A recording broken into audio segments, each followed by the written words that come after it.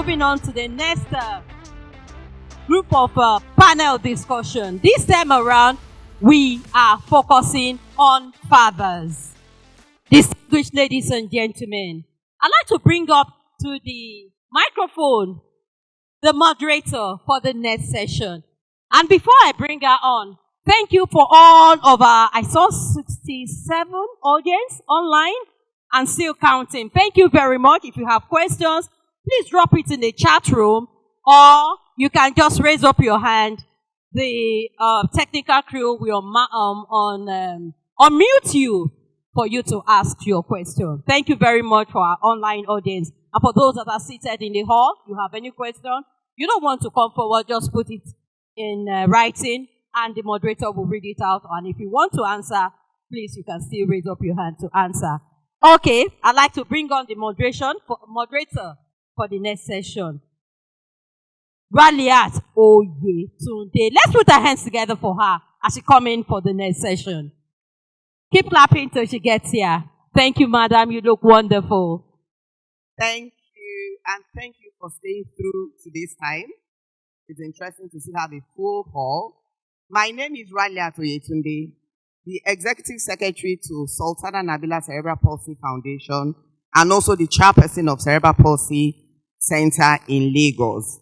A special mother to a 16-year-old young lady with cerebral palsy. Beautiful job I've done. I'm proud of myself. So today we are taking the conversation further. You know, it's interesting when I got the invitation from Mrs. Akonde. It was a difficult period for me, and she said, we need you to moderate a session for parents. And I said, despite the fasting period, I'm going to be there.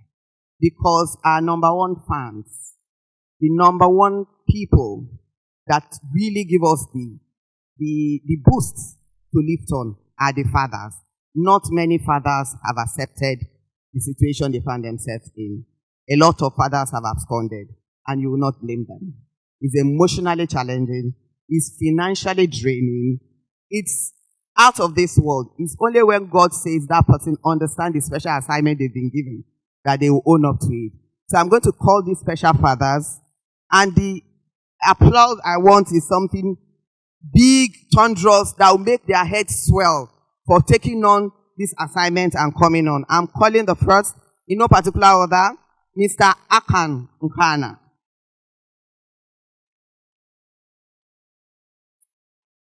A man that is passionate about SMEs and also a passionate father. I had a chat with him and I was overwhelmed at what he's done for 17 years. Welcome, sir. The next father I'll call is Mr. Aderemi Oduniyi. The special father of an autistic son. Another fantastic man. Please clap for him.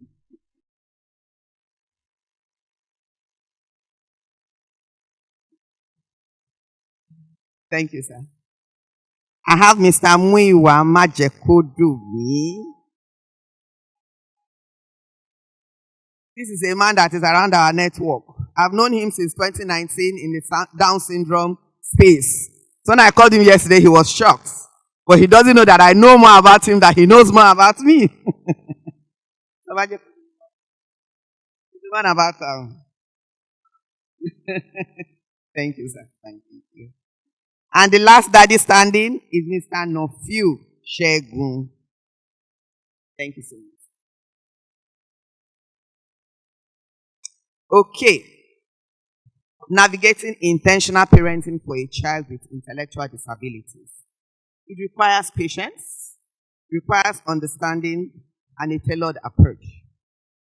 There is no cap-fit-all in parenting, even without parenting special needs child. In parenting at all, there is no global rule. There is no handbook on parenting. Each child is different. Each situation is different. The fact that your parent brought you up in a particular way doesn't mean that you have to bring up your kids in a particular way. Times and seasons changes. So now, I'm going to start from my extreme left, Mr. Nofiu. I'm going to ask you first. I'm listening. The question I'll ask is, how did you take the news of your child being diagnosed with something special, how was the reception at the beginning? Good afternoon. It's not funny, man. At times, when I attended some conferences, people will say, autism, awesome. It make me somehow, what is awesome about autism? Right now, as I'm talking, I don't have a qualified word to use for it, but I can say it's rough, it's bad, it's smooth. I don't know. I can remember when my son being diagnosed, I do as if nothing happened, but at the middle of the night, I wept like a baby. My wife is petting me. It's okay, it's okay. I'm asking God why. But later, I now realize that because I don't know if I have enemy, and it's not possible for no woman to not have enemy. I'm very sure that if I have enemy, I don't pray for him to have son or child living on autism. I don't pray for them. It's not a funny experience. It's not a funny. In fact, I don't know what to say for now. Maybe if we have this senior father, they will be able to explain further. Thank you very much, Mr. Nafiu. You see, when a child is first diagnosed as a parent, my daughter was diagnosed at the age of 9 months. And the first thing that happens is denial.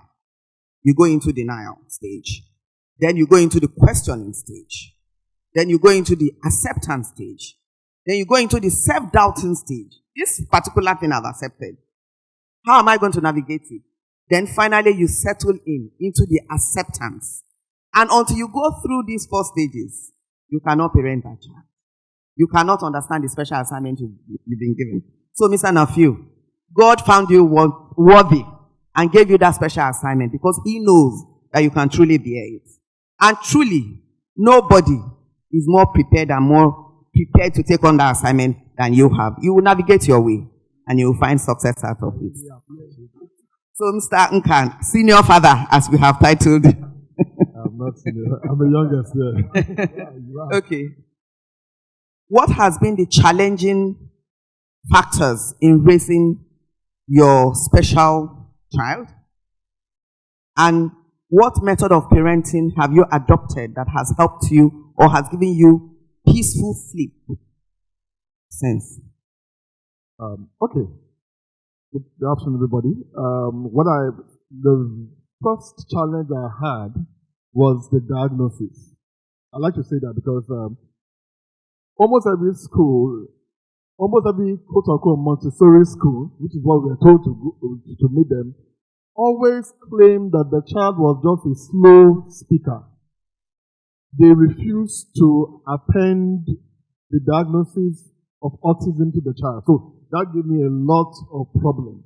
I had to get a speech therapist from Ibadan to come to the house every once a week, and because it was draining. I spent twice the school fees on the Montessori school. Tell the junior brother.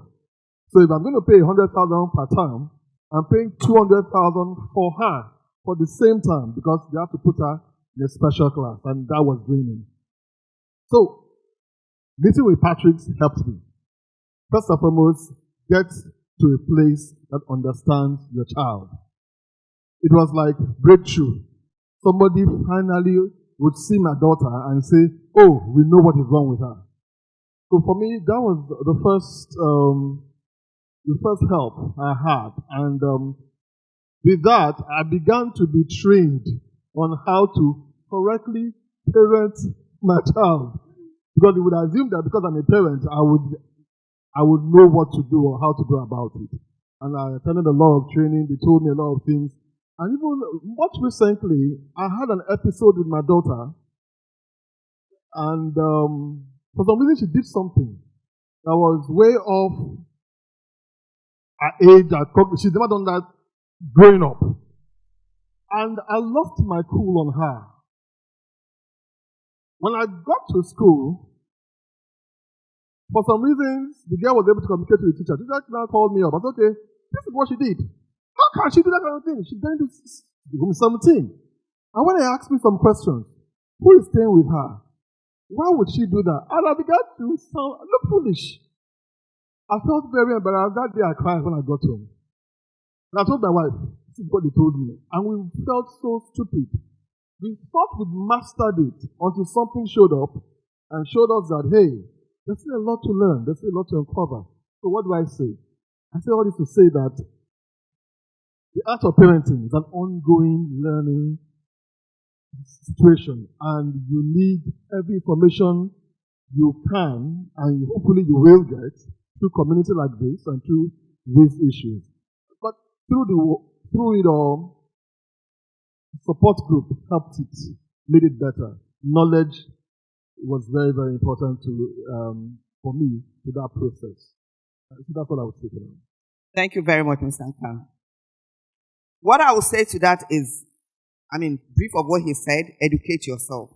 Learn as a parent, you need to educate yourself. You need to learn about your child's specific disability, the characteristics, and how it may impact their development. Understanding their needs will help you to provide the desired or appropriate support. He just said the daughter did something, maybe he was expecting a normal behavior. I tell people, when my daughter was diagnosed, I was just in the middle management level of my banking career. So one thing I did was to do extensive research. I never had the word autism. I never had the word cerebral palsy. Yes, I've had Down syndrome because of the look, you will know. But Down syndrome, cerebral palsy, I never heard about it. I'm from Aroke. I'm from Kwara side. So coming to Lagos and hearing the word, I first of all called the doctor and said, please, what is cerebral palsy? Then, he was trying to educate me as a medical person. And I did research and I said, wow, this is a lifelong thing I'm going to deal with. Then I went to autism. I said, okay, is this some CP will present itself autism or autism will have CP? And I said, how can one individual combine these two things together? But because I sought knowledge, I sought education, it helped in when she displays some behavior.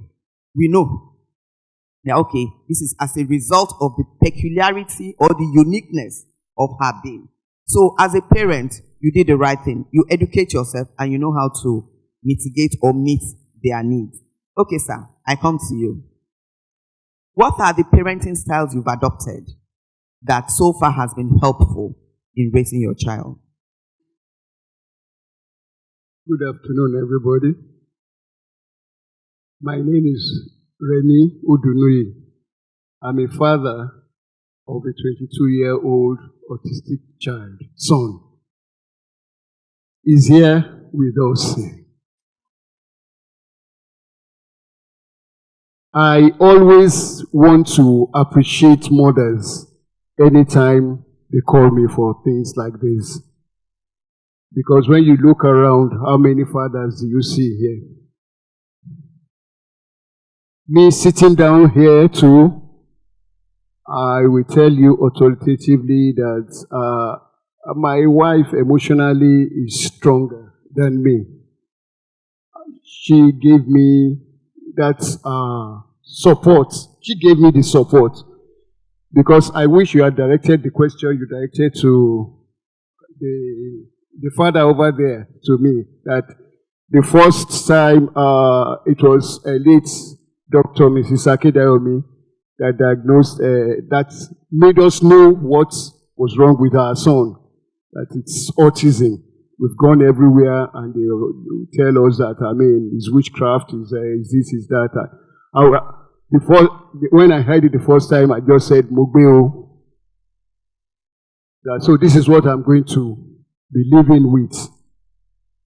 Second, I thank all mothers in the house because honestly, you are doing a very good job. Anytime I find myself alone with my son, Oluwatobi, it's challenging. It's challenging because, it has taught me how to have patience, how to love without ceasing. How to, it's so emotional because, when you have a child, You know, let me just put it like this. Our society, we are too hypocritical about so many things. Especially when you go to, especially the religious environment. They would always tell you all is well, but all is not well. They are the ones that actually discriminate when you take children with disabilities to church or to, well, I've not been to the mosque. You understand? So each time I take Toby to church or we're in the church, I'm always paranoid. I'm always edgy because I know overzealous stewards, what do you call them now? Stewards in the church will always want you. I mean, just take for example, when you are breastfeeding a child in the church and the child starts crying, you notice how these people behave. You understand? They make you believe as if you are not a good mother. You understand? Well, coming back to answering your questions, patience has been the watchword. You have to be very, very patient with the child. You have to show the child love. And in showing the child love, you have to instill discipline. Sometimes when you see them, you want to show some level of pity for them, but they are very, very smart. They take you for granted, and there are times they want to test your patience by exhibiting some tantrums.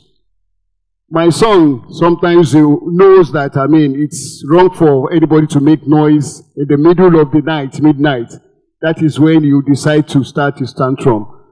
And he knows that he will not want a situation whereby he will be shouting to.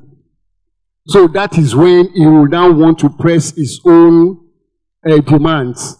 That maybe he wants to take something that he's not supposed to take. And because we don't want to wake neighbors, we don't want to be a nuisance, we just, you understand? So patience, you have to be,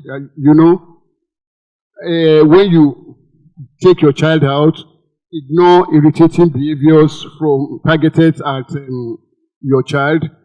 You understand? Because so many people will say so many things that will want to make you, go above board. But in all things, just show the child love and be very, very, very patient. They need lots of patience. If you have a child with autism, you will learn how to be very, very patient. That's all. Thank you so very much. That was very insightful. Patient is the key word, even in anything you do at all.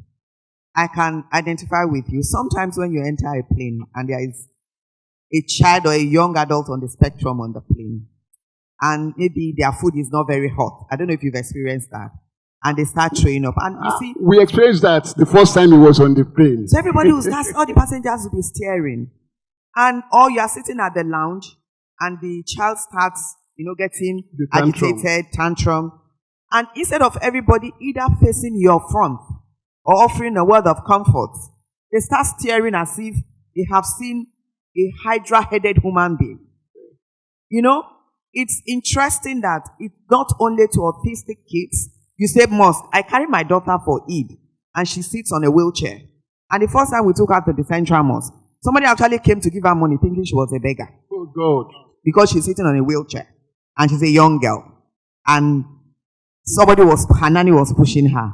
From that day onward, if we need to take Nabila out, the nanny carries my handbag. I push my daughter.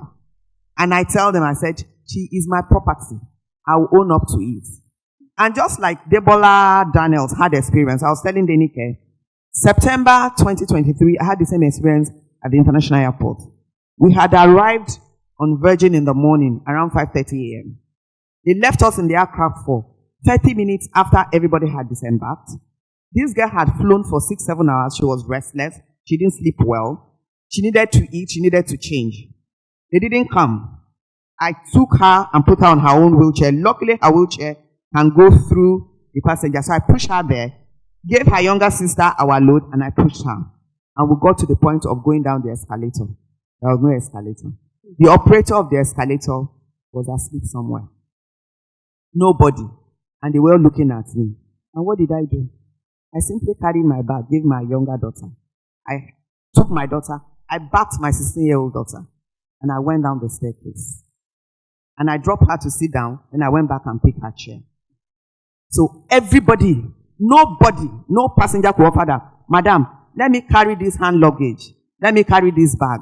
Or even the male ones, so let me help you. It was my cross to bear alone. So what am I saying in essence? We all need to show empathy. It is my turn today. It could be yours tomorrow.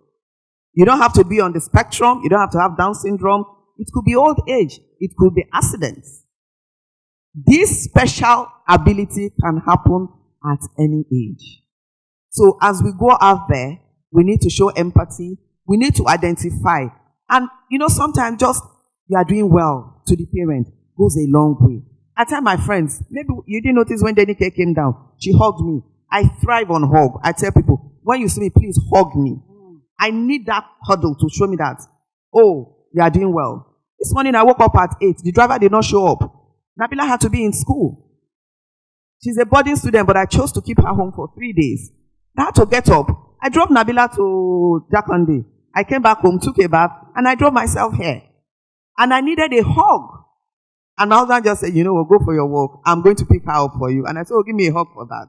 So please, let's try to empathize and help or show kindness towards people dealing with special assignments. That is what we have. Now, the special assignment.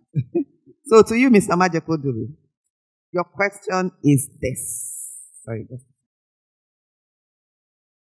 Okay. How do you approach decision making and long-term planning for your child's future, considering the unique needs of their ability? Very hard question. Good afternoon. First and foremost, let me describe myself as a very proud father of a son who has Down syndrome. I'm very, very proud of that young man. In all my life, I think planning has been one of my veins. Let me tell you why. I live one day at a time. I live exactly one day at a time. And if anybody had told me that I was going to have a child with Down syndrome, I would have just said, because I didn't know what Down syndrome was anyway. But from the day he was born, from the first day he was born, I didn't go through that shock. I didn't go through that shock. Maybe because I was as high as a kite that day. After working in the lab, I used to work in the distillery. So I came out of the lab slightly high. But I'm still high. So I took it with equanimity, and I said, this is the gift from God. And over the years, primarily because over the years, for about 8 years, I had to bring up 4 children on my own. Yeah, about 8 years, because my wife had to go abroad. So I had to play the role of father and mother. And it was one day at a time. But what I did was this, with each of my children, especially BJ, I tend to observe what their talents are. You see, gold and silver I do not have. What I have is what? A lot of love. A lot of love, a lot of attention. No matter what I'm doing, no matter whether I'm busy at work and they call me, or I'm at home, I leave what I'm doing and give them attention. So with BJ, because he's my firstborn, my daughter is married now. My other son is working somewhere. The last one is in Unitag, studying engineering. But for BJ, it has been one day at a time. I discovered what his talent was from day one. And that was because his talent is music. Now, I had a habit of, each time my wife was pregnant, I used to put headphones over her belly and pump in all kinds of music, whether it's jazz, high life, classical music, church music, and things like that. But BJ has grown up in music. In fact, he was the one who performed the national anthem. Yeah, that's BJ, my son. I'm very, very proud of him. Now, at the risk of being politically incorrect, I had to appeal to Mrs. Akonde. at the risk of sounding political, and I apologize, but I'm not sorry if I say this. I have a quarrel with the with the first stanza of the national anthem, because for me, we don't live it. We don't live it. So I said, look, second stanza is a prayer. It's more realistic. BJ had never ever done that first stanza, that second stanza. For the last 3 weeks, I've been trying to get him to do it. Up to this morning, he still didn't know it. I almost lost my cool. I was panicking. And I was shocked. I think he was having a go at me. Because you're right, he's very mischievous. Children are very mischievous. He was having a go at me. He got on stage, and despite my little prompting, you know, he did well. Very well. I think he did well. You heard him. He did. Fantastic. So, living one day at a time again is this. We attended several churches where BJ was, okay, he wasn't really recognized as such. But we've now changed churches, and the church we now attend is recognized. He's allowed to sing. I'm not joking. He's allowed to sing. He's allowed to express himself. And I just realized that he has a wonderful future in music. What other talent does he have? You've got to observe your children's talents. What other talent does he have? BJ loves to tidy up. He loves to sweep. He loves to he's the one who's in charge of the house every morning. He does his chores without prompting. So I encourage him in that light. The thing is, I focus on his strength, not on the weaknesses. And what tomorrow is going to be like, I don't know. I can't tell you this is what. And so when people say they plan, I said, well, you're good at it. I don't know how to plan. All my life has been directed by the Creator. One day at a time. People I have met, I didn't expect to be here if not for BJ. I wouldn't have met you guys if not for BJ. I wouldn't be where I was if not for what God has put inside me. So it's a question of living one day at a time and allowing the Creator to be the guide. It may not sound feasible professionally, but I'm sorry, it has always worked. It has always worked for me. And that's what I've been doing. Thank you so very much. Identifying the unique talent of that special individual you have. It's every one of us. We all have that bottle of oil in us. Whether you are specially created or you are ordinarily created. If you look deep down. Some of us are talkatives. Some of us don't talk. Some of us can cook with our eyes closed. Some people can't boil water. So you need to identify what that uniqueness is. That is the stage I'm in now. We are trying to identify the uniqueness of my 16-year-old daughter. And I think, like you said, she's playing on my nerves because she likes anything tablets. And when you say, oh yeah, come and do this, come and pick beans, you say, oh my God, I'm tired. But you are a lady, you need to cook. Come and pick beans. Oh, mommy, my hand is paining me. I say, but you would like to eat, you know. We are trying to get her to be domesticated. But we are finding a roadblock there. So we need to identify. So I'll come to you again, Mr. Nofio. What advice will you give a new parent that has just been diagnosed, that their child has just been diagnosed with autism? First of all, I would like to appreciate every mother in this hall. To be sincere, father are not doing fine in this school. But at least, four of us, we are showing that there are some fathers that still have good quality to support their wife in whatever situation they find themselves. I need to highlight where I learn a lot.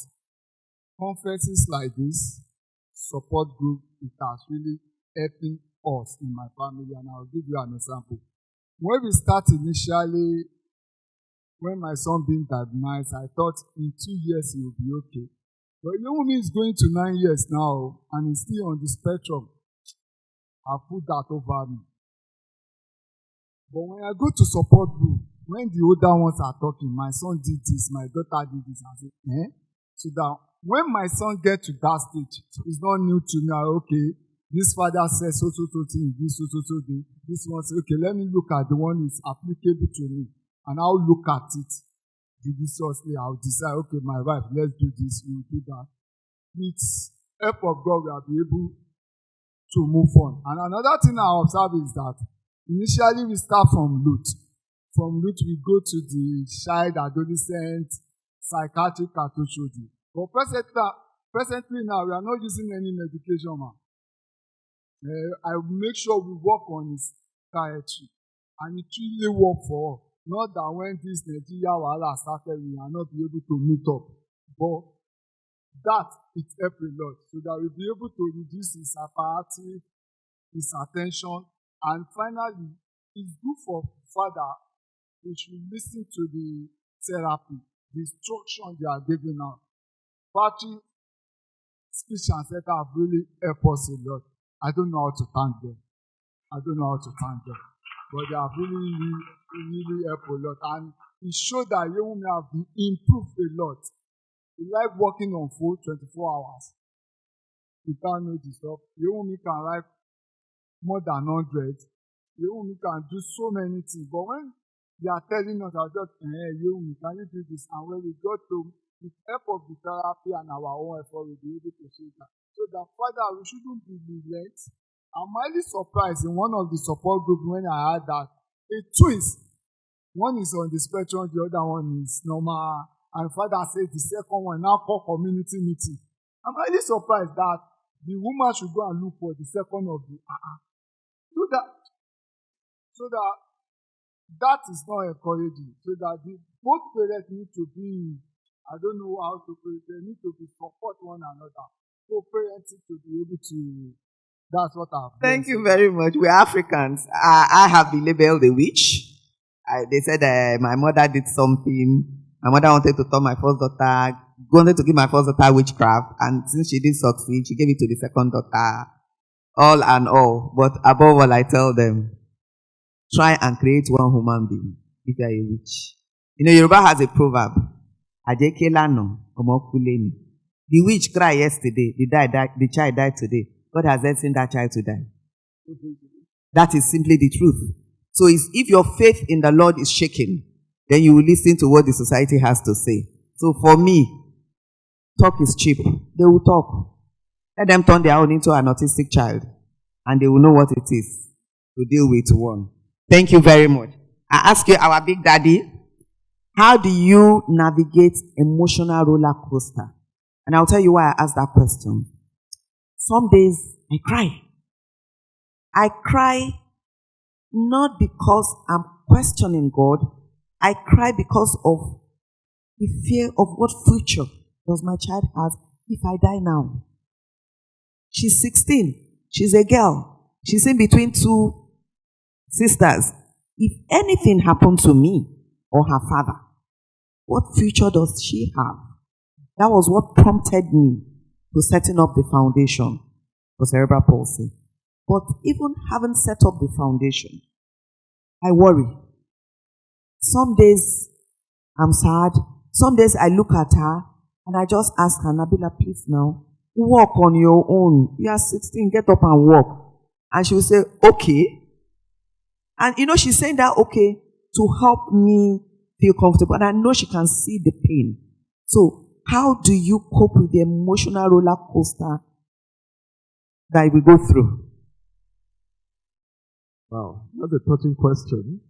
Why it's touching? Because in my own case, my daughter's mom passed on at age 8. So I lost my wife at age 8, and they were 7 and 8 at the time, and it was very traumatic for me. And for them, at the funeral, I was trying to understand if she understood that the mother is dead. So we had the graveyard, I said, Mommy, God, she just looked.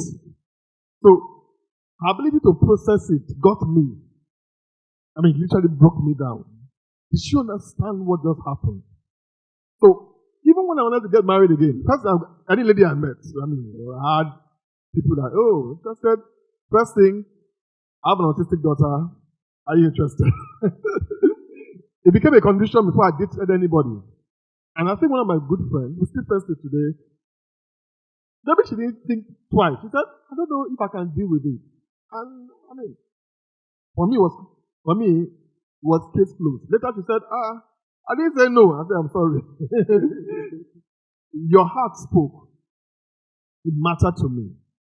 Emotions, the roller coaster, how tomorrow will be. Between the two of us, I dare to say that the mother would do anything to be alive to see those kids thrive. And the fact that she died made me a little bit unsure. How would my tomorrow look like? So I see the girl, how was she going to go through puberty? Was a fear I had. How would she know how to change her pad? She's a little bit cognitive, impaired, a little bit, and so many issues, but thank God. She went through all those stages in her life. She's going to be 17 by the end of this month, and she's better. She's doing an internship with Rough and Tumble, where she sold one or two of her clothes, and she's worn them around. And I'm very impressed. I see a light, but when I'm all alone, it just hits you, and a tear drops. So, the most important thing about trying to manage our emotions as fathers is to trust that however it goes, God will take care of the child. The fact that the mother could not do anything to stay alive when it was her time, there's nothing you can do. Now, literally in your mind, trusting that child to God.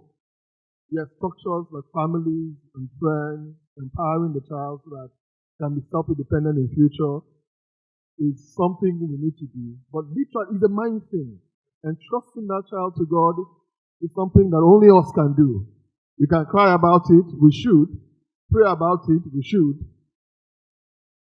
But in all, we have to trust God that was going to happen for us. That's what I would say. Thank you so very much, Mr. Akan. That's very touching and very deep. The loss of a loved one, saddled with a special child, can almost drive you up the wall. In fact, almost drive you off the edge, off the cliff, I will say. But thank God you are still standing and standing strong. And you continue to stand strong. Yes, sir. Next to you, sir. How do you involve other siblings and families in raising your intellectually challenged individual? Well, I thank God because in the family, it's only me and my son that were the only males in the house. So he's Okonlawo is in the midst of ladies. In fact, they are showing Oluwatobi love, support, and even as I speak right now, the elder sister Oluwatoyin Odunui is here. She's also a crusader of the autism spectrum. So that is why I told you that I salute women in this noble cause that we find ourselves. Thank you so much. Involving them, showing love. Thank you. So I'll ask Mr. Majeko to me this last question. How do you address the challenges of financial planning and accessing specialized services, especially therapies for our children? You ask me these difficult questions. Wow, how do I access what? Please repeat that question again. I said, how do we navigate financial planning and accessing specialized therapies for our children? How do we plan financially? Wow. Where do I start? My son is going to be 36 this year. Wow. He looks much younger. Much younger. And as I said, gold and silver I do not have. What I have is and it's been pretty tough over the years. But I have received support from people like CDC, Dr. Akindayomi. I have received support from the Down Syndrome Foundation. Mrs. Rose Modi. I've received so much support from family and friends. You see, it's not something you can do alone. It is suicidal to take up this cause alone. And anybody who thinks he can do it will die before their time. I don't want to die before my time. Like I said, I take one day at a time. I'm 66 years old. I feel younger. I think I look younger. And that's because I don't stress myself. You do, sir. I don't stress myself over money. Because sometimes you look for money, you don't get it. Times you don't look for money, it will come. Like I said, I'm totally dependent on God Almighty. Like I said, it may seem professionally stupid. But for 66 years of my life, that is how I have lived my life. If I say tomorrow, if I get $1 million today, I'm not even sure what I will do with it. But all I know is that I'll spend part of it on ensuring my children, my son, especially my son, BJ. BJ, incidentally, is the firstborn. He's my firstborn. And he's the most challenging of all most challenging. My daughter is 13, she's married, next son is okay, that's born. They're all doing well, thank God. But BJ has brought me so much luck, so much love, and I strongly believe that my times and seasons are in God's hands. Like I said, it sounds professionally stupid or silly, but BJ is 35, 36, I'm going on to 67 by the grace of God, and I do know that God has something in store for him. So, seek help from family, seek help from friends, get a job, do something worthwhile. But whatever will be, will be. Thank you, Mr. Majekodunu. The conversation is still navigating intentional parenting for a child with intellectual disabilities. So, any questions from the audience, from our online participants, before we round up? Yes. We have one question here. Yes, ma'am. That's 2, 3, 4, 5. We have 5 questions. Yes, please. No hard questions, please.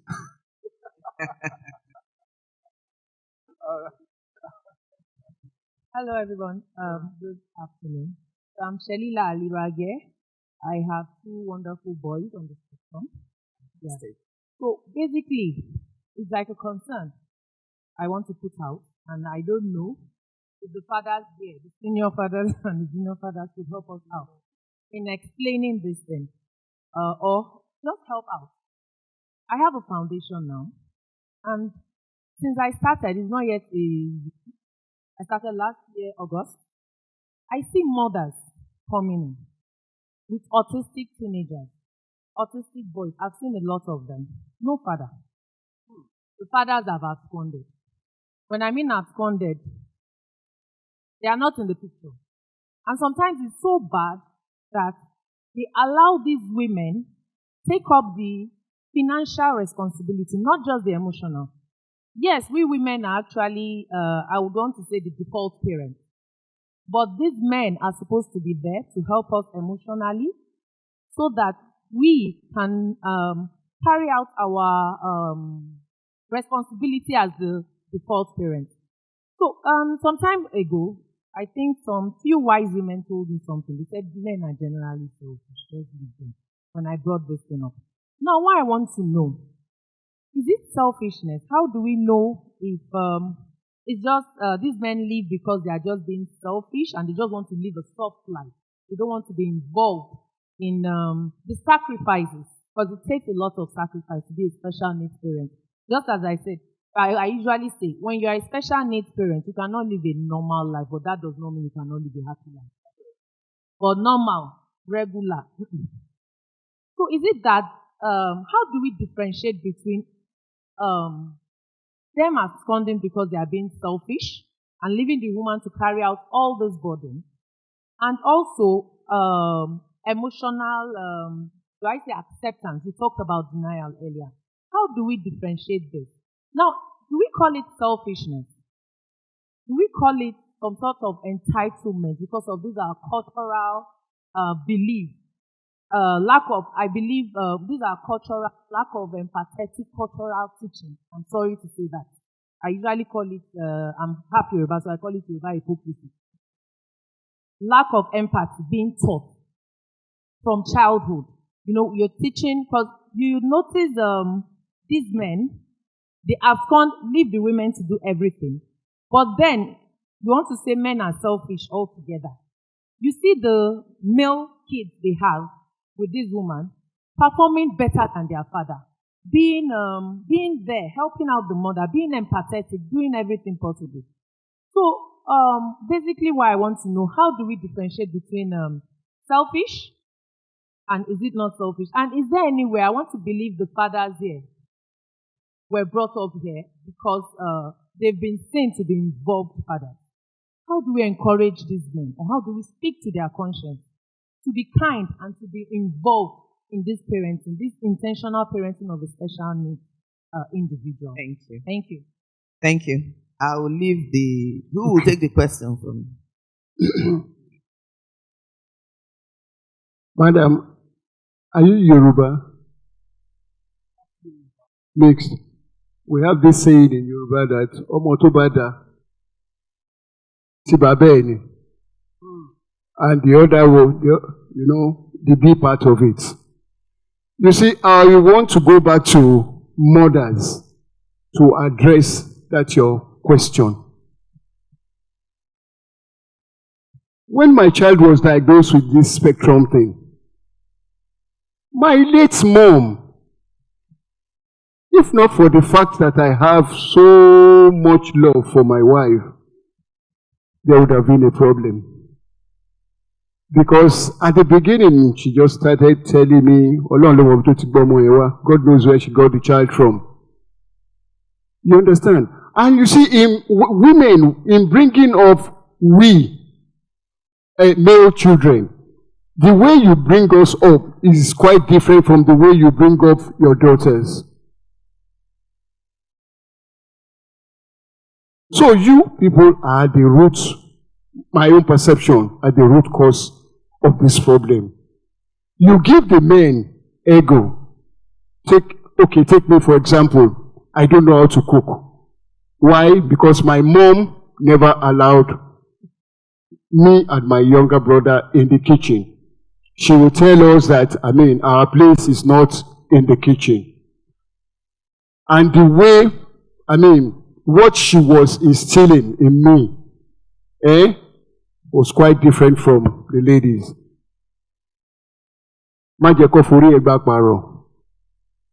Don't get too carried away with love. Love with sense. Love with, all sorts. You women are the cause. You understand? We have some friends that have this same problem, that the man just absconded. And when we got to the root cause of the whole thing, is the mothers, the sister-in-laws and everything that are the brain behind the whole thing.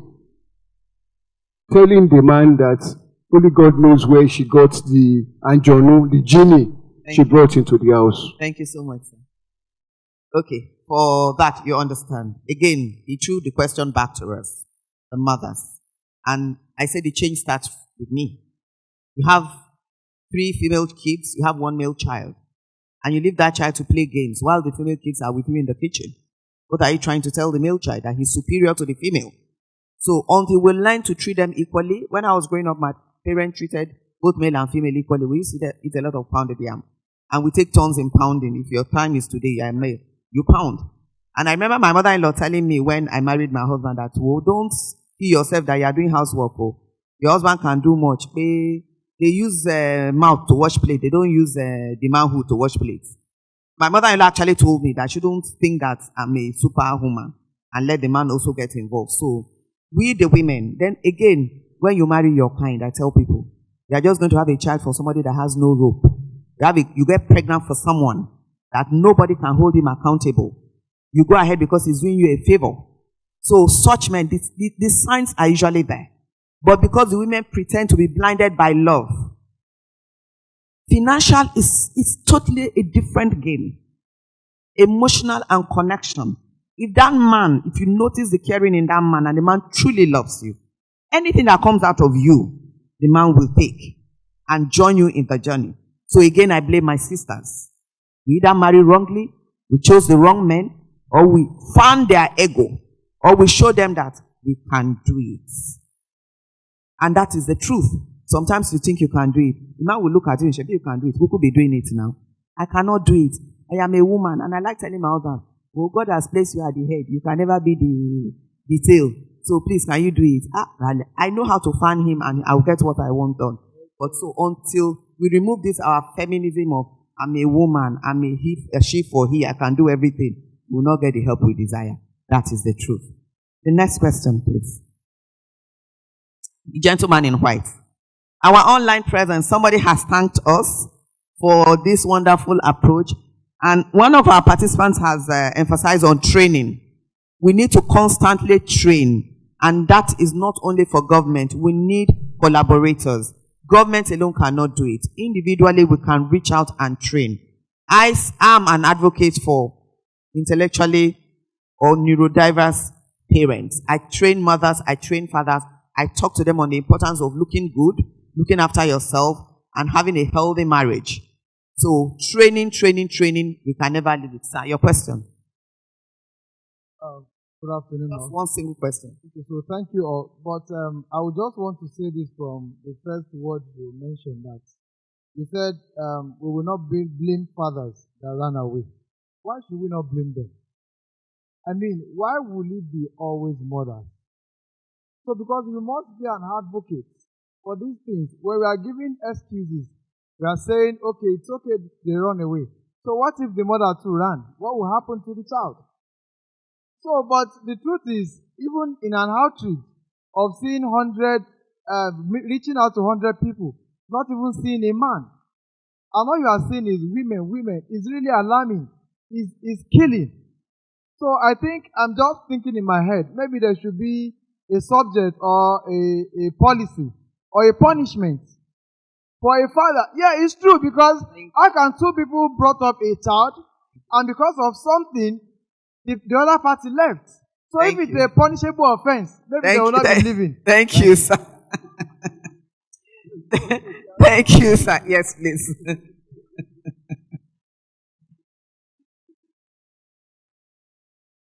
One more question after this, then we round up. The day is fast spent. Good afternoon, everyone. I want to say a big thank you for the fathers that are here today. My name is Francis Omabala. I'm working with children with special needs.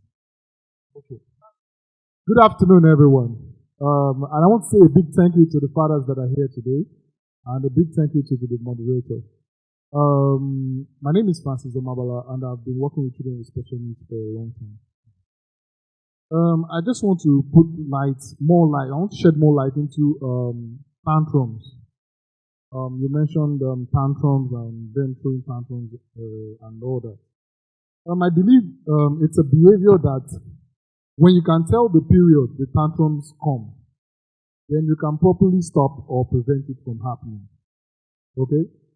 Stopping it from happening doesn't really mean like telling the child, stop, you want to do it. No. You can stop it from happening by trying to get that environment or that thing that child needs at that point in time before the child starts throwing. Okay, and I think this will help in your. Thank you very much. Please give the gentleman. Yes, sir. Thank you. Thank you very much for this opportunity. My name is Philip Ode, and I work with CBM Global Disability Inclusion. At CBM Global Disability Inclusion, we work with persons with disabilities generally. For the Nigeria country team, I'm the country program manager. I'm here with my colleague Timothy, who is the country finance manager. And what we do is to break the cycle of poverty and disability, working closely with the disability movement, and this is across persons, across the clusters of disability. Now, my questions, 3 of them, basically because I'm here, or we are here because we are here to network. we really, based on our country strategy, we're looking at how we can work with organizations and persons with intellectual and developmental disabilities because they are underrepresented amongst other disability clusters. And that's what we want to do, amplify their voices as well. So we're very open, at least within these 2 days, to network with organizations that are already in this space. So my question, for instance, to the parents, first of all, is what effective interventions, whether formal or informal, have worked well for you in coping with the challenges of parenting your child? Because I know it's unique for different people and parents and also for different child. And then the second goes, how accessible are they? Accessible in terms of affordability, availability, so how accessible are they to you? And then what suggestions do you have for all critical stakeholders for comprehensively addressing the needs of persons, your needs and the needs of your child? So those are my 3 questions because this will help get us thinking around how we can engage you. Thank you very much.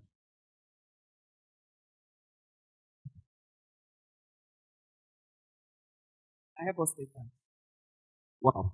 That sounds a little bit academic, but in simple terms, what I would say is, for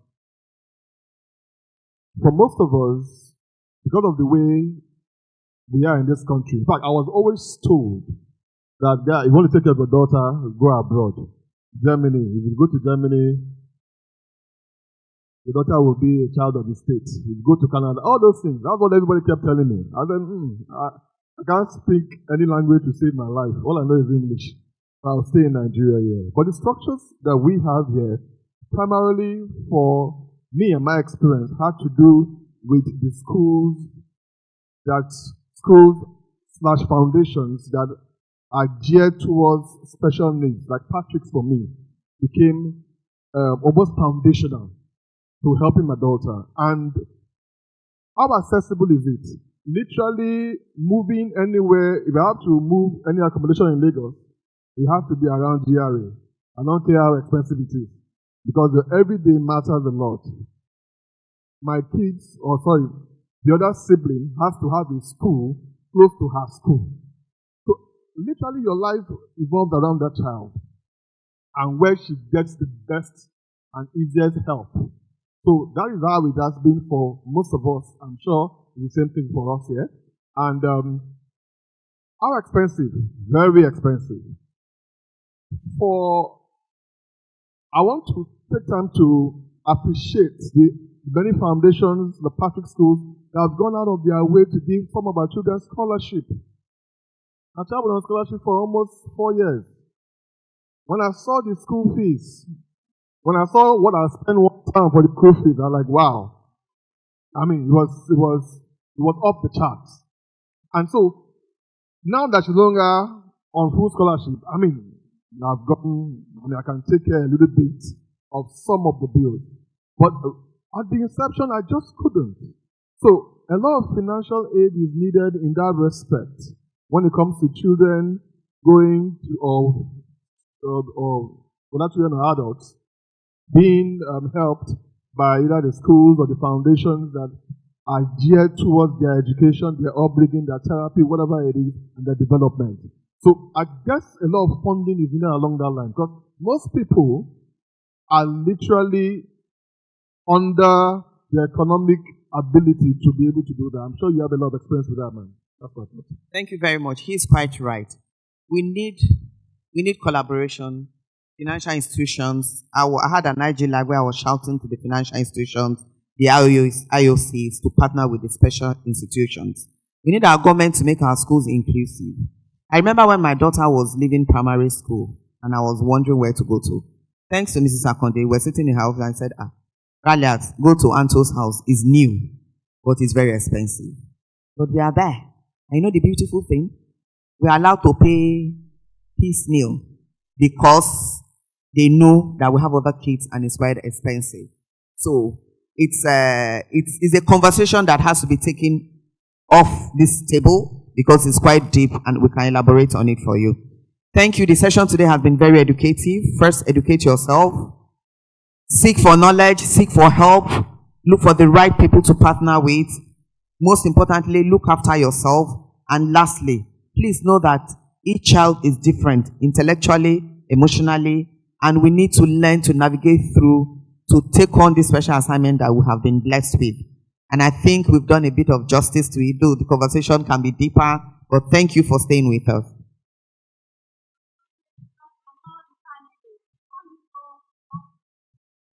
For a group photograph. You can smile to the camera. Thank you very much. Thank you so much. That was really, really interesting. Okay, to move us to the next panel discussion. She's been sitting for a long time and it's our session now. Welcome with me, Tomike Adeoye. Let's put our hands together for her.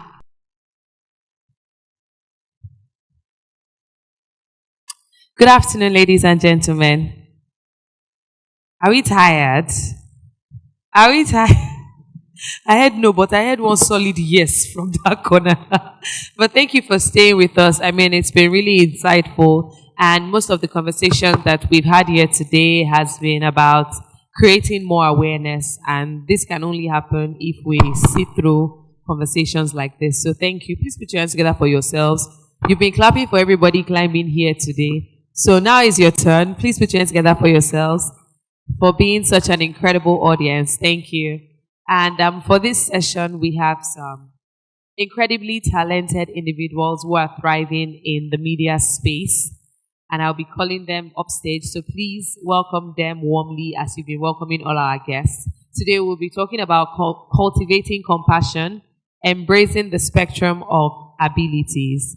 And to join me in this session, please put your hands together as I welcome Najite Dede. She's so beautiful. Welcome. How are you? I love this, your top. Ladies and gentlemen, please put your hands together as I welcome Tosin Sido. Please put your hands together for Tosin.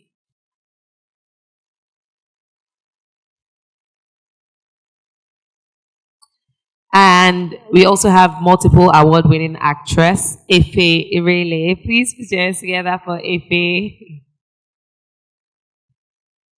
And of course, please welcome with me the beautiful, the gorgeous Elma Ludart. Please put your hands together for her as she comes up stage. Isn't she so beautiful and stunning? This panel session is filled with beautiful women who are not just beautiful, but are so intelligent. Welcome. And because our time is fast spent, we won't be wasting time in this session. So if you have questions, you can, get ready for the Q&A session because we'll run quickly through it once we are done. And so my very first question, do we have our mics? Okay, there's one there. Yes.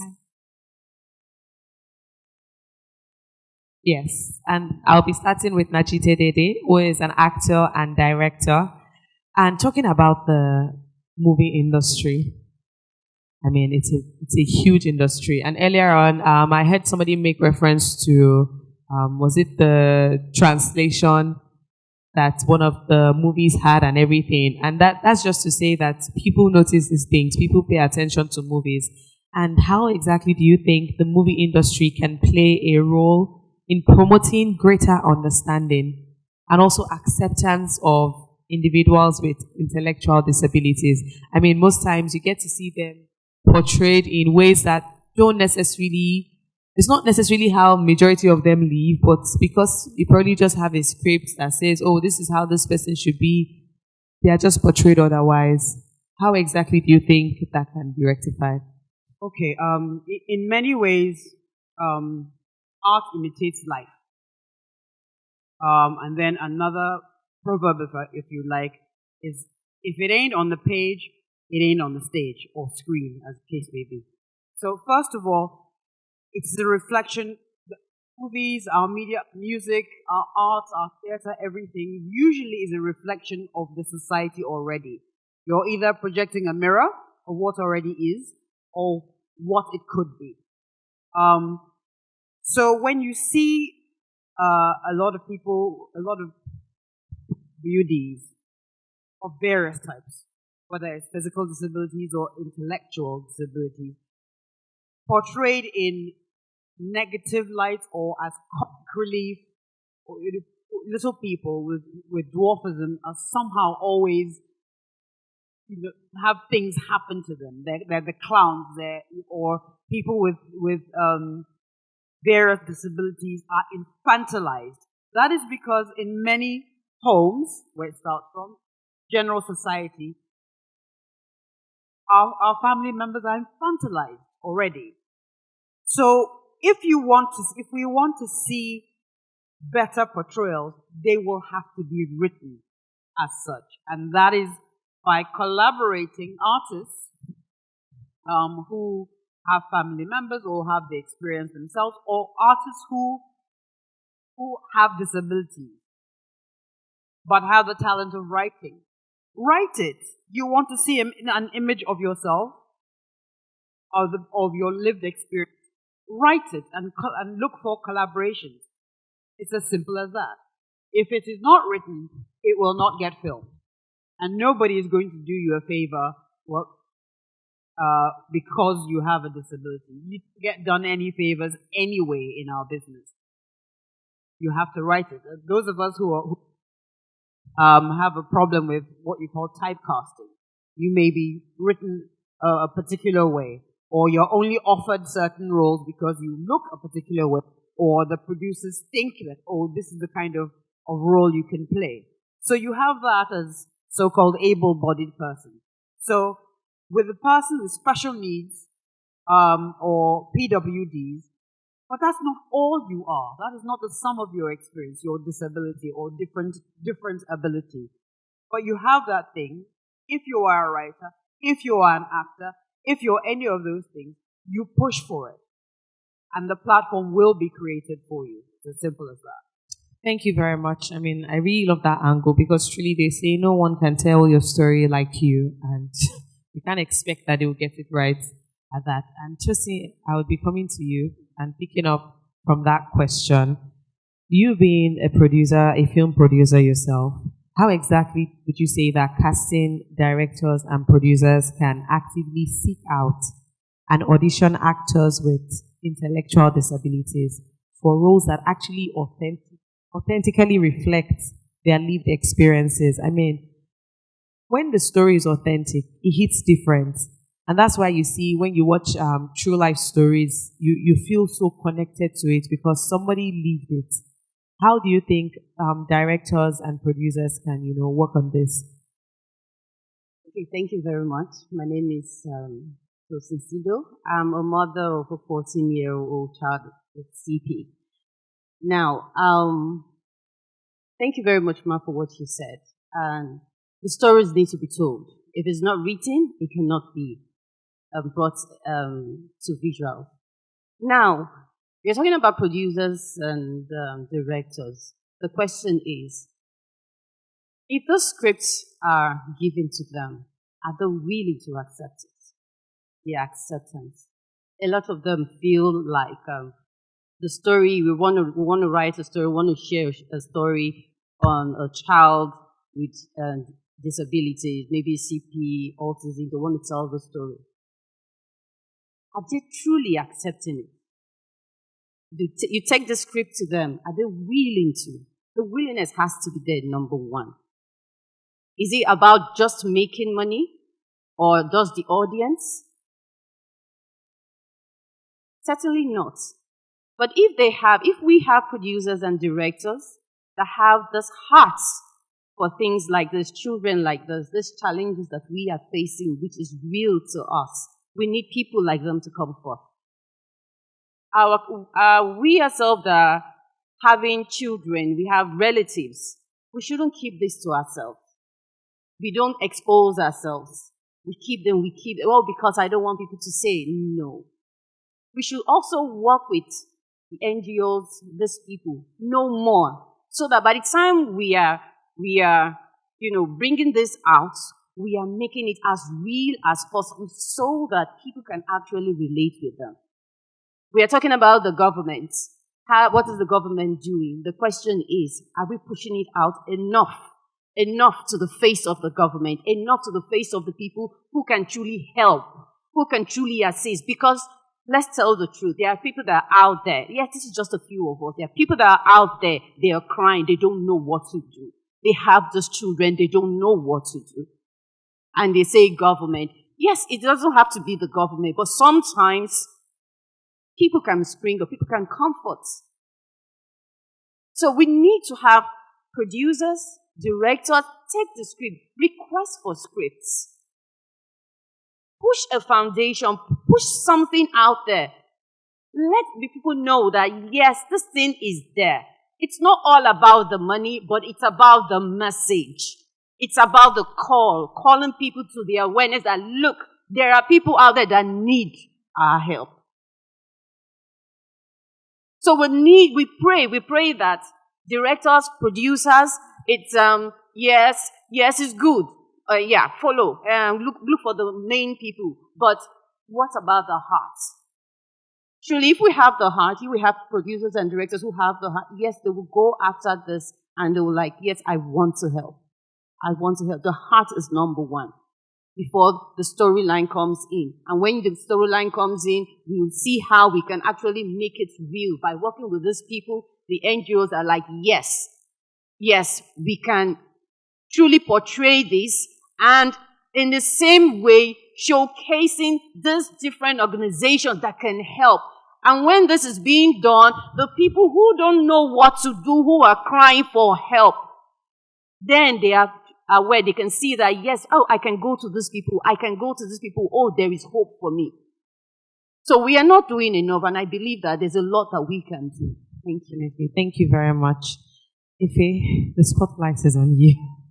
I mean, aside being a multiple award-winning actor that you are also doing great work in terms of creating awareness for autism. And that's by your foundation, of course, the Eferele Foundation, which is basically to create our Eferele Autism Foundation, which is basically creating awareness. And being in the media space that you are, how exactly would you say filmmakers and, screenwriters can avoid falling into the trap of, portraying these individuals solely from an angle of pity and maybe, focus more on their resilience, their strength and all of that?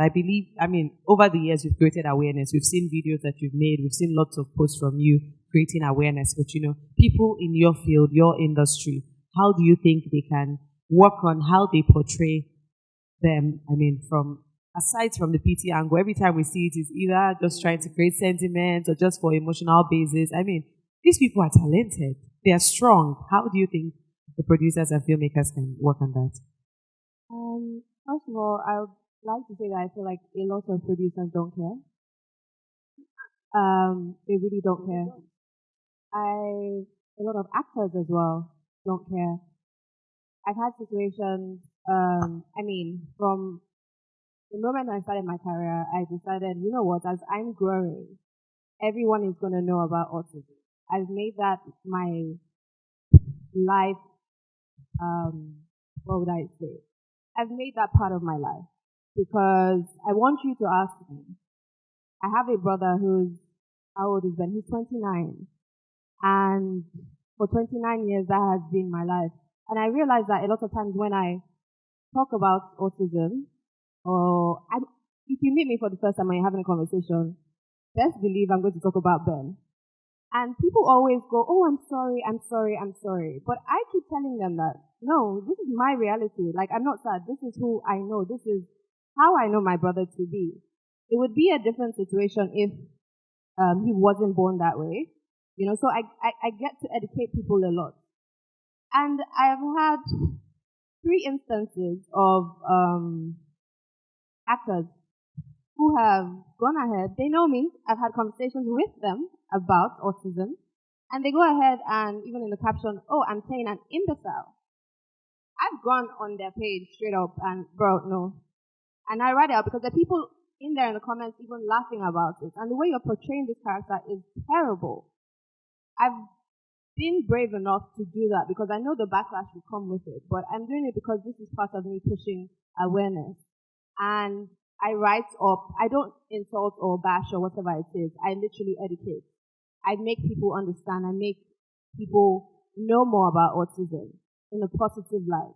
So I personally do that. But at the same time, I feel like people just care about what they want to care about. If it's not affecting them, it's almost like, yeah, what's my business with that?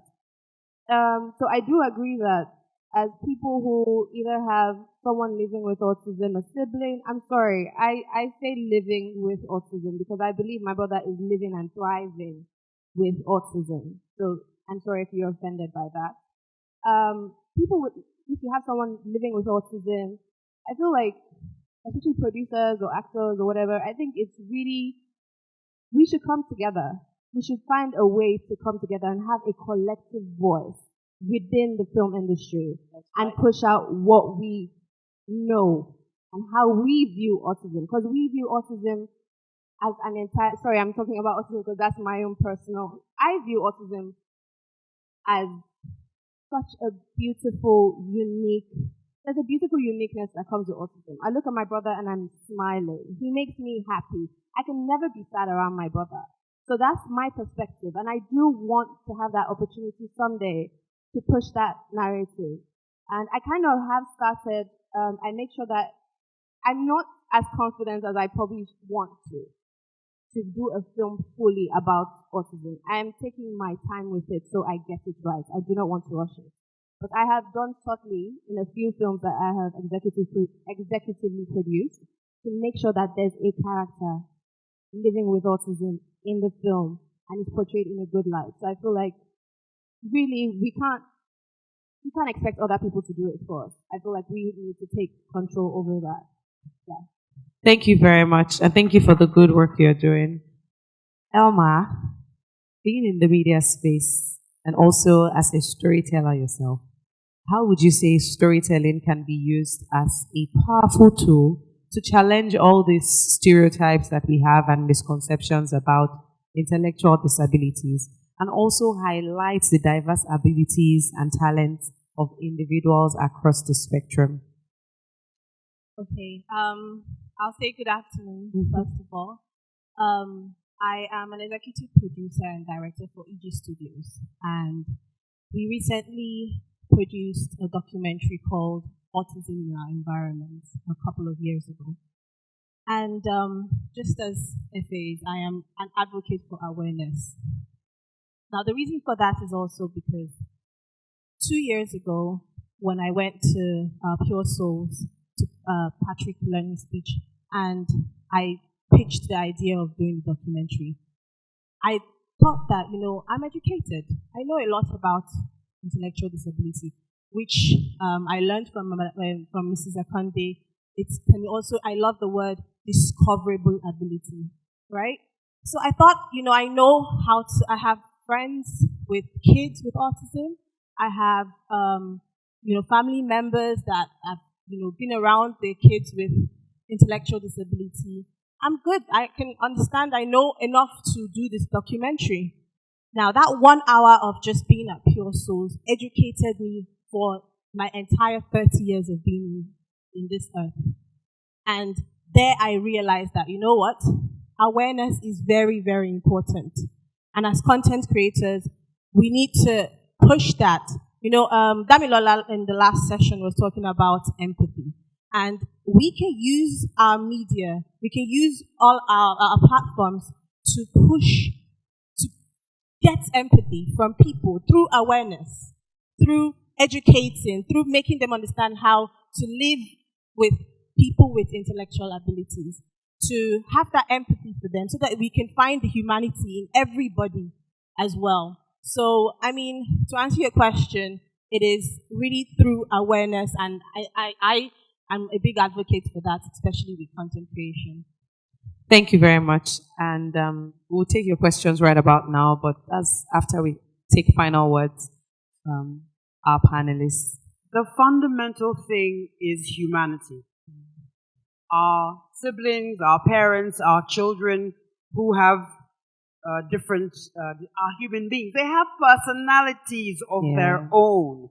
So when we need to be careful when we are, first of all, from the home, then to all the way to us who are going to write these films or whatever it is. That the portrayal must be first and foremost of a human being with their own temperaments. With my elder sister is on the spectrum. Now we can go into the thing of worrying of how she's going to live, what she's going to eat every day, but discover that for one thing, she does not like bananas. She has a temper, she has a sense of humor, she has her own personality. We were talking about tantrums, and you were talking about sometimes your daughter might be trying to put, she is, because she can be naughty, cerebral palsy or not. She can have a sense of humor and be trying to be funny, autism or not. So first and foremost, I don't know if we saw, there was an advert of a young woman who had Down syndrome. And it started off with her at the bar wanting to order a drink, a margarita. And she was given basically what was a Chapman. And this is an adult woman who went out. And it went on, this advert went on, for instance, her parents who never let her leave home. And it turns out that she's capable of living on her own. Now that thing came from a place of worrying, we don't want our daughter to fall into the wrong hands, blah, blah, blah.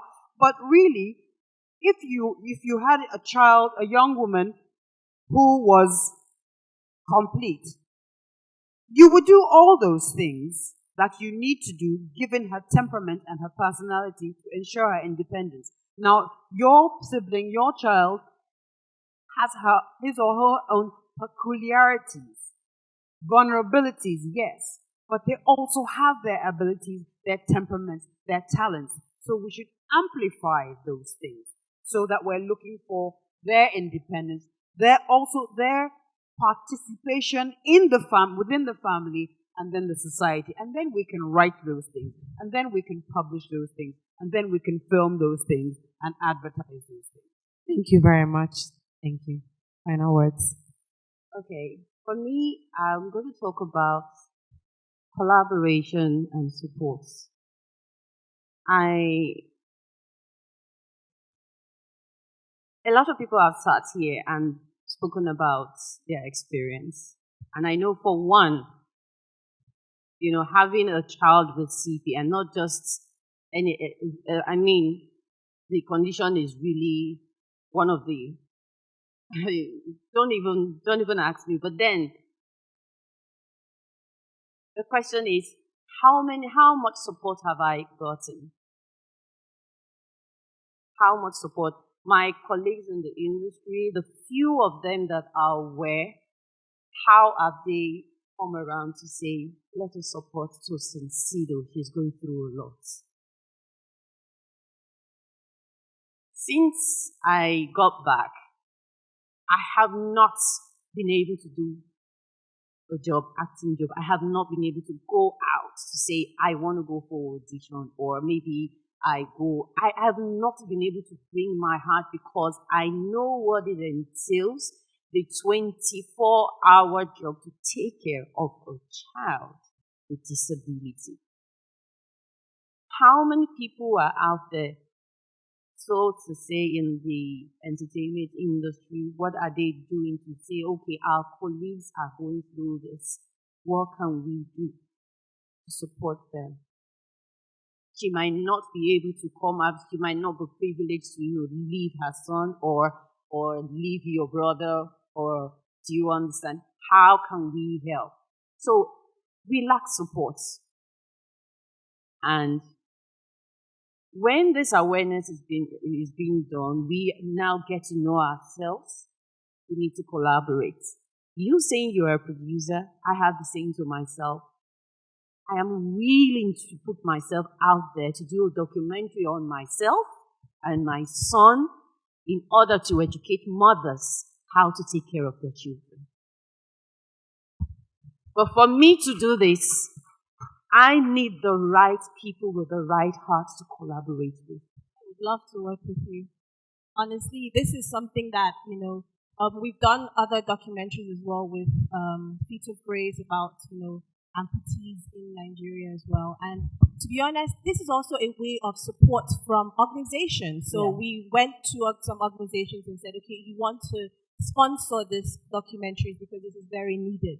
So just putting it out there, if there's any organization that's looking for a way to, support these contents, we are very open to it because this is kind of story that we need to tell, this kind of way to educate people, to make them understand and have the empathy as well as how to live with people with intellectual disabilities or any other disabilities, really and truly. Thank you very much. Yes, Thank you so much. Ife, final words. I think generally, especially looking at the topic, because I think our panel is compassion. I just want to say that I probably wouldn't be. I know so many people who have siblings living with autism that don't talk about it at all. And I feel like it starts from home. It starts from the mothers, it starts from the fathers. And I feel like we should encourage, especially those who have younger kids, to be very proud. Be very, very, very, very proud of the individual that you have within your home or around you who is either on the spectrum or living with a disability of any sort. Because if my mother wasn't as key when I was a young person, and I was getting bullied a lot in school then, because I would go for school parties with Ben. Ben is my younger brother. And I would go for school parties with Ben and they'll bully me. And my mom would encourage that no matter what it is, this is your unique being. This is your angel on earth. Hold him in high esteem. They are jealous of you because they don't have someone as unique as him. That's what my mother would tell me. And that kept me going. And that's one of the reasons why, till date,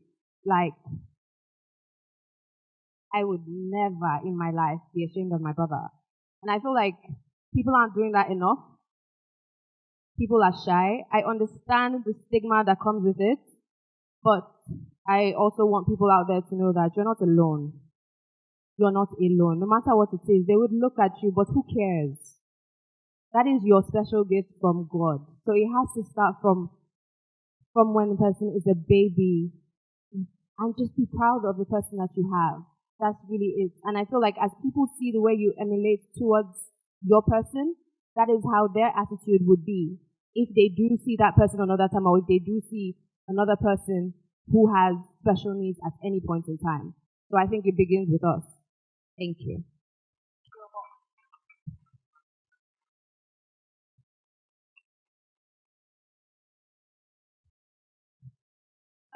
Okay, I just wanted to talk about the angle of, I was speaking with Ms. Akonde a little earlier last year, and she talked about doing a play with some of her students in Patrick's Speech and Learning Center.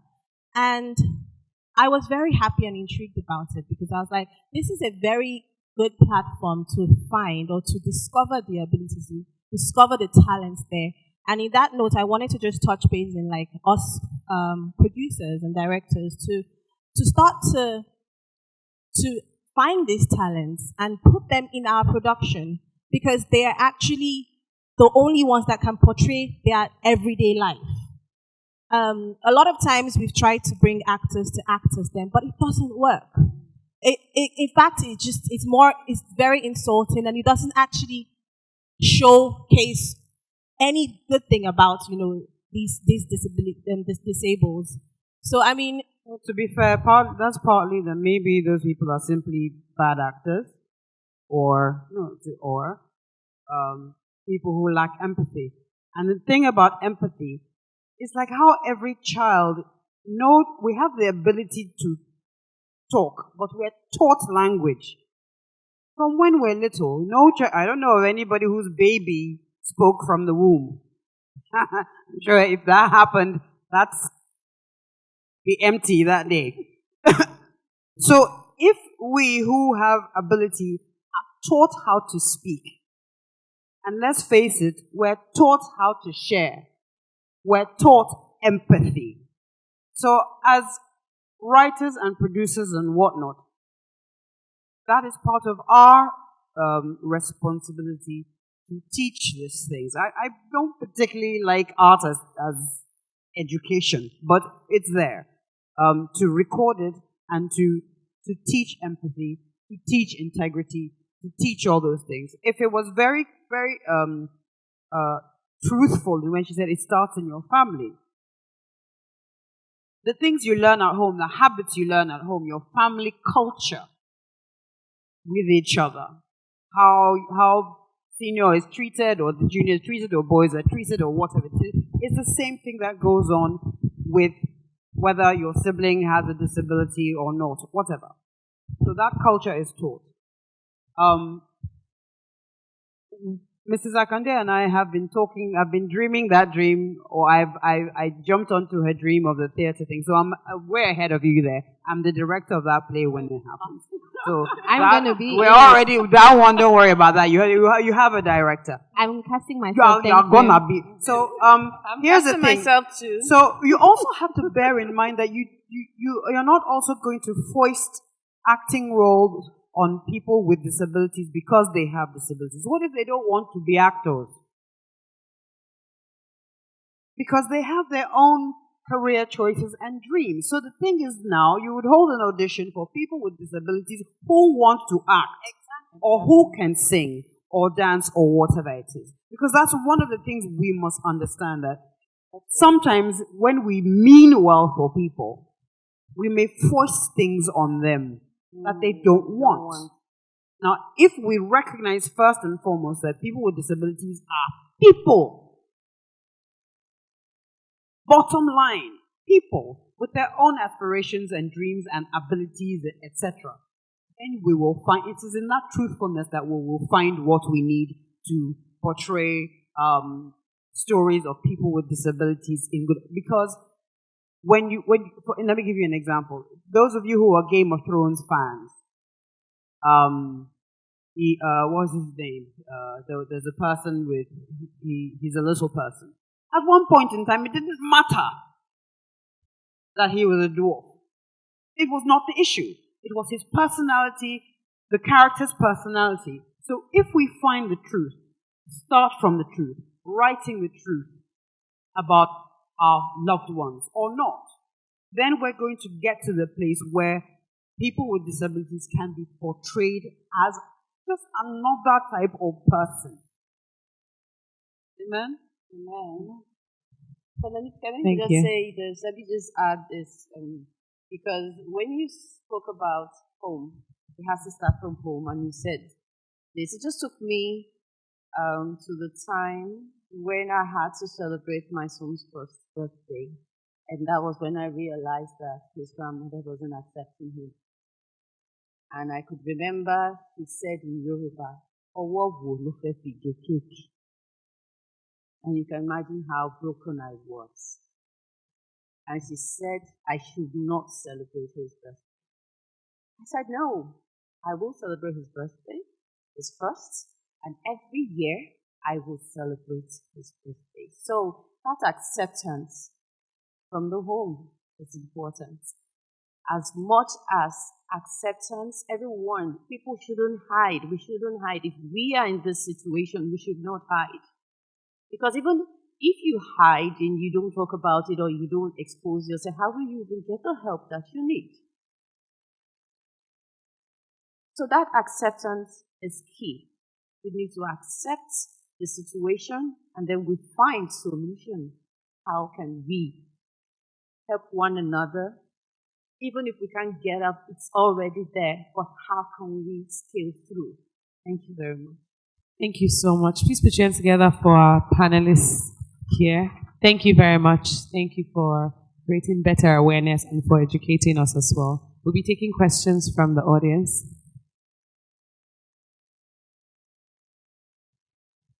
I guess the MC is allowed to take questions, to ask a question.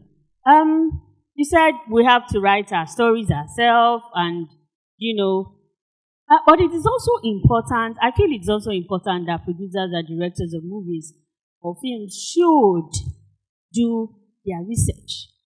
You know, I find out that they portray a blind person. The person is not blind, he's not visually impaired, but they portray the person and then there was a movie that I watched like that, and they gave the guy a mopping stick. It was so obvious. They just removed, that bottom part. I mean, that is not nice enough. There is a guide cane. Do it the right way. And then some will play lazy with the movies, and they will just show the guy on wheelchair seated all the time. What about movement? What about eating? What about trying to take their bath and all that? So it is important. Let's have a conversation with persons with disability. You can, do your research, stay with them, and see how they do things to portray that in the movies. Thank you. Thank you. Please come forward, sir. To be fair, you have that failing in all aspects of the entertainment industry. Like, for instance, we're abroad, the African accents, because some producers abroad are too lazy to figure out that they're regional accents. So everybody from Africa sounds like this. So you get... So you also have that thing of laziness, as you put it, and a lack of research, but it's noted. It's important. Thank you. Okay. Thank you for giving me the opportunity to talk to you guys again. My Swimming One Day organization actually is not just about swimming. We have a place and a website where I talked about exhibition of talent. So what we're trying to do is that we're trying to actually... So you guys have talked brilliantly about all that you want to do, but what we want to do is basically, because every form of disability can swim, and swimming is actually the best skill for every disability. And I have a special gift that I could teach people, no matter their disability, apart from people with cerebral or neurological disabilities, I could teach them to swim in one day. And I can make them quite good in 6 days. So part of what I'm exhibiting on that part of my website is that these people could be stars. And I think that the only time that Nigeria and Africa will start respecting people with disabilities is if we start turning out stars. And that's my mission. We gotta turn out stars. So I've written a documentary, thank you. I've written a documentary that I have my best students. Okay, this is not a joke. My best student, when I came to Nigeria and started this in 2022, is visually impaired. She is blind. And you could see her on my website. She is completely blind. And when we went to swim, people didn't know she was blind. So she did better than everybody. And you could see her doing somersaults and all sorts of stunts in the swimming pool. But you see, the Swimming One Day is about swimming, right? But when you go to the exhibition, we're going to be turning out people that would be armless but would play guitars, and we will exhibit them on that page. So what we're trying to do is, I believe that a community like this, what we need to start looking at is, how do we turn out stars? Because that's the only language, as a psychologist, a life coach, I think that that's the only language that Nigerians understand and Africans understand. If they see an autistic person that is a superstar, whoa, so my brother could be a star? Now, I'm going to tell you guys a very funny story of what happened to me that made me shocked. So, I went to the Pacelli School. I gave 7 students a scholarship, and they learned for 3 days in their school how to swim. And the mother had to bring them after holiday to the swimming pool. So on this 4th day, the mother was shocked like this. Her son was diving and doing everything better than every able-bodied person in the pool. And at the end of the training, the mother said to me, Swim Guru, are you serious? This is my son. Do you mean that my son could be an engineer? You mean that my son could actually be Olympic? Hey, swim guru, thank you. This was what I got. And this is why we need to be very compassionate with people, because she didn't know that her son could be anything apart from being a blind boy. And basically, what happened to her is that she sent that boy to school, boarding school, if you all know Pacelli School for the Blind. She sent that boy there to get rid of the responsibility and the liability, because she didn't think that her son could be anything. But when she saw her son in action, and that's the star quality I'm talking about, when she saw her son doing better than everybody, and this is what happens to my students in 3 classes and 6 classes, because Nigerians really don't know how to swim. Come on. I do 5 hours of endurance swimming at sea. So when people tell me that people don't know how to swim, I'm gonna round up now. When people tell me that people can swim, I don't believe it. So we need to start turning out stars. And I think that's the key to gaining the respect we need for people with disabilities and treating them equally. Thank you. I'm sorry I took your time. Thank you very much. I mean, and yes, that that was where I was going to with the point of finding the talents, turning them into stars. This is what I was trying to talk about. So, exactly, turning them into stars is going to help a lot. Yes, what I was also going to say is collaboration to create the awareness. Yeah. Thank you very much. Thank you, our panelists. Oh, we have one more question. Okay. Thank you so much. We have learned a lot. Okay, so my input is just the fact that I actually wanted to see more movies on disabilities, autism. Like I've watched a long time ago, like Star Unhurt. I don't know if anybody have watched that movie. So that creates a clearer picture of how the boy graduates, what his ability was, and who is able to identify his strengths. So I think I'm getting tired of Cinderella, Snow White, and the rest. If there is a platform where we could put up a story or how, so in case any child is doing bullying, you can play the movie. They can feel empathy and actually know how to treat them, because some of them really don't know. So please, enough of all this. So I actually think those movies are out there. I mean, if he said she puts in work, creating content and all of that, and you even said in other movies that you feature, you try as much as possible to ensure that they're portrayed. But I haven't put it as a full film on but that's part of it. And you said you had something released. Oh, yeah, this is mostly documentaries. But he's right. We do need a lot more of these stories. And I think that goes back to funding. Yes, because the truth about it is these movies won't produce themselves. Yeah. They need funding. They need money. And I think most organizations would not really just do it, except maybe there's a reason for them to do it. I mean, they would rather sponsor the movies that they know would be in cinemas for 10 weeks, 20 weeks, and, be highest grossing cinemas of all time than take that. But who says that can be the highest grossing movie in cinema? Exactly. No, I'm just saying, that is how they reason.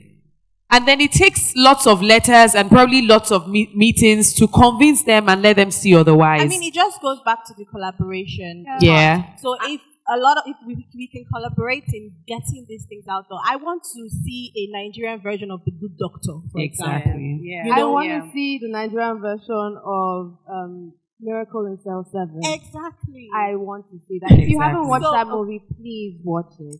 And it also goes back to what he said about making them stars, because when they are made stars, it encourages other people to, do more. It's not just the movies, the themes are about people with disabilities. It's just general movies or series or whatever with characters who happen to have disabilities, because that is our lived experience. In our everyday life, you have people who are visually impaired, who are hearing impaired, who are mobility impaired, whatever it is.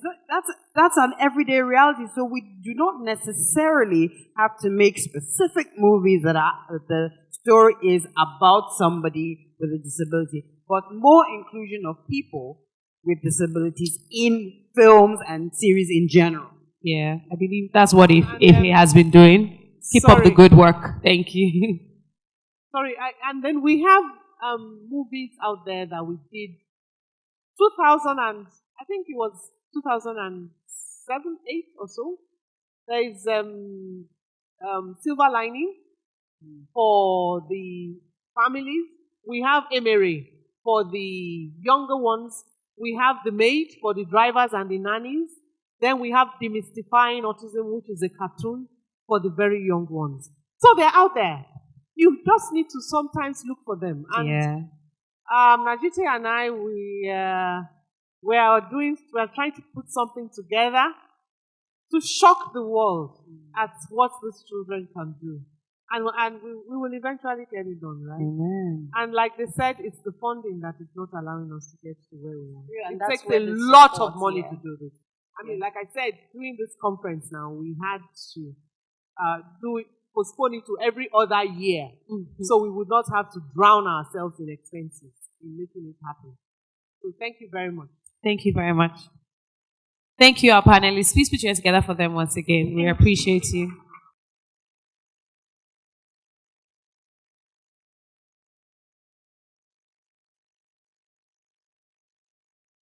Please, let's appreciate our stars. Thank you for coming.